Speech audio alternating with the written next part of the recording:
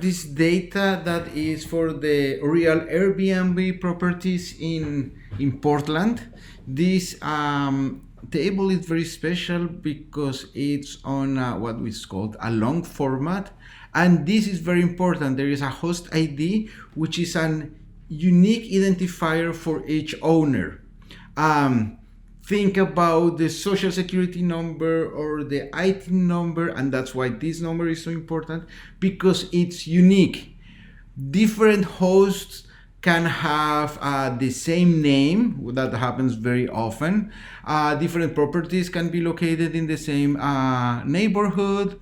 Most likely they have different coordinates, and they have different those are the types of property. But as you see, more than one property can have the same characteristics, the same price and reviews, but host ID is unique, and this is very important. So what that we are going to do is we are going to select the whole column. You can just press here on the left click and then copy, and then we just paste the whole thing here. So we have exactly the same values. You could also go here, select the whole thing with Control, go all the way down and copy it. There are several ways to do it. So once you have it here, so we are going to add a new column that it's called count and write 1.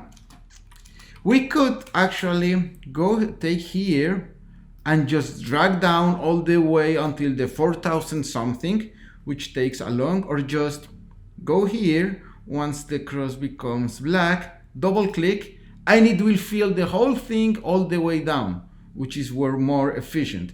So 1 count for each one of them. And then we are going to add a function. The next step would be to add to copy this data. For example, here, these 2 columns, copy it, and then we create a new sheet, insert sheets. For example, we can call it rename as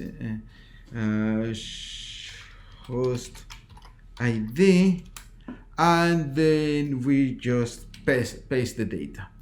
So the next thing that we are going to do is create a SUMIF column. So SUMIF, for example. And this, as you see from the example, you can just copy it here and paste it here. This is kind of a formula. Now it's not working because the equal is missing, and it will go from A2, you see A2, to A4063.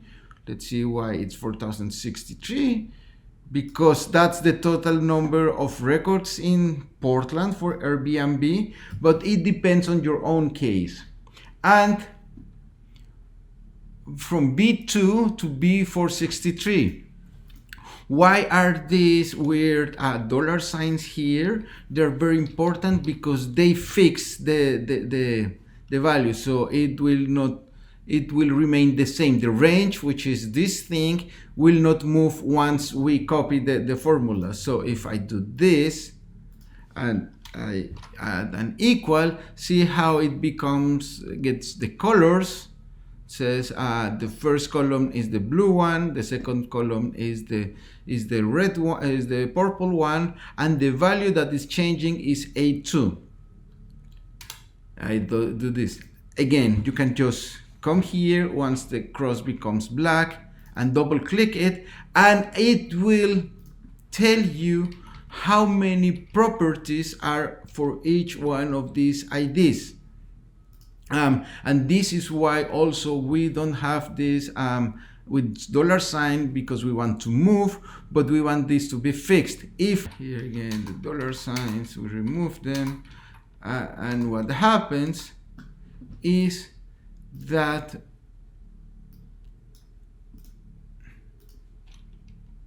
When I move it here, the formula changes. And this is a problem because it's moving down with the whole thing. For example, if you see it moved one level down, it moved 2 levels down. So that's the reason why you put the dollar signs, to make sure that your range is fixed. So we don't need that for the moment right now. Then the next step would be you have this sum, and which is great. And now we are going to duplicate this. We don't want to lose the formulas, but what we are going to do is paste special. That means that not the value, not all the formulas, but only the values are included. So here you see a formula, but here you only see the value, the result. So that's because we have a number. We don't want to deal with the formulas if we change something here. So this is the second step. And to arrange, actually the count we don't need anymore.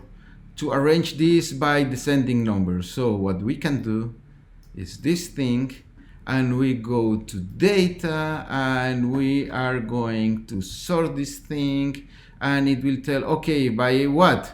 And you say, okay, by SUMIF, smallest to largest, or actually we want largest to smallest. Okay.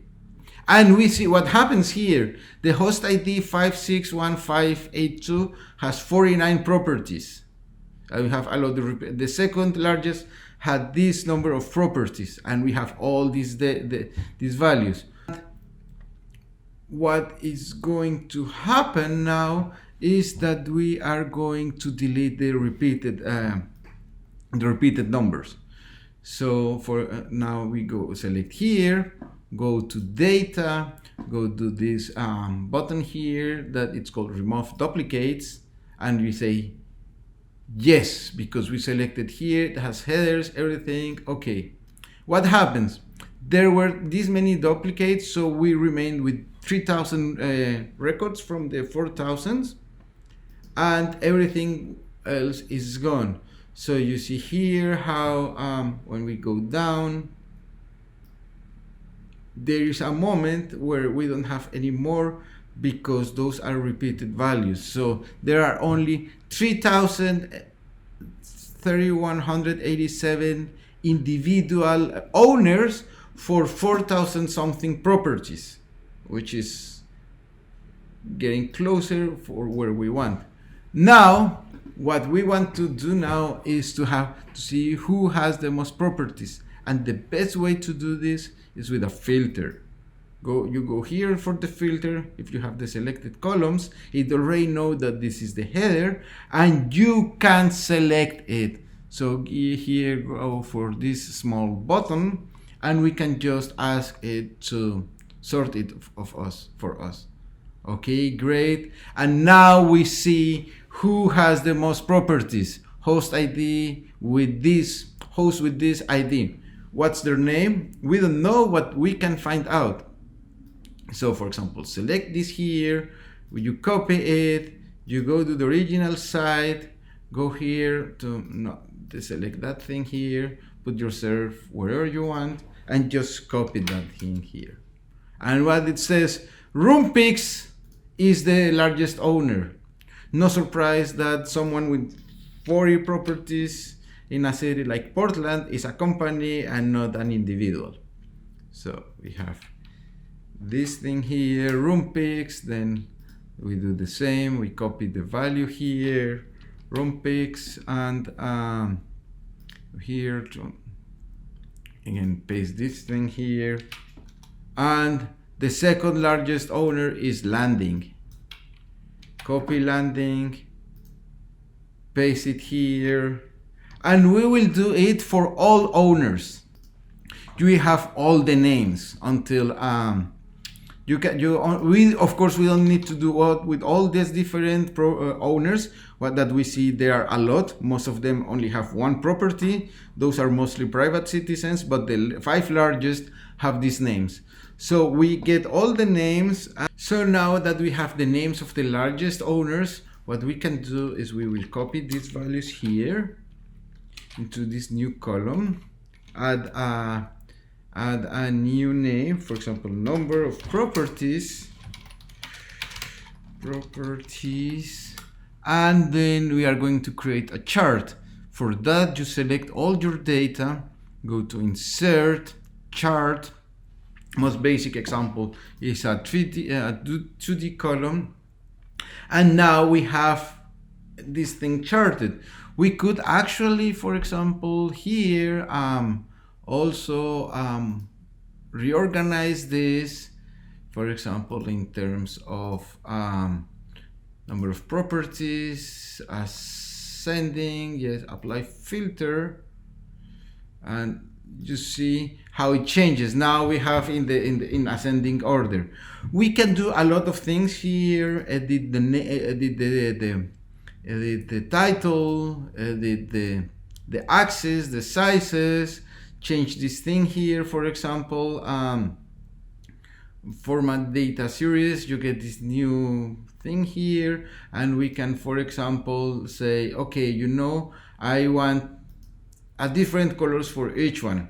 You can select it by hand, you can manipulate it as you want. If you don't like the type of chart, we can select another type of chart, for example, a pie, which is very popular, and it will be into a pie. This is something, the problem here is that we don't know what each class belongs to, but this can also be fixed. For example, here in A data labels, we can say format data labels. We get this thing, and we can ask it to say what we want to be include there. The name, the percentage of each one, and here make it more adequate for that, whatever you want. Here, for example, let's make it bigger numbers. And this is how you create your charts. You are going to do the same for your series, or you should have already done the same, but if you have some questions, this might have a guide you. Bye.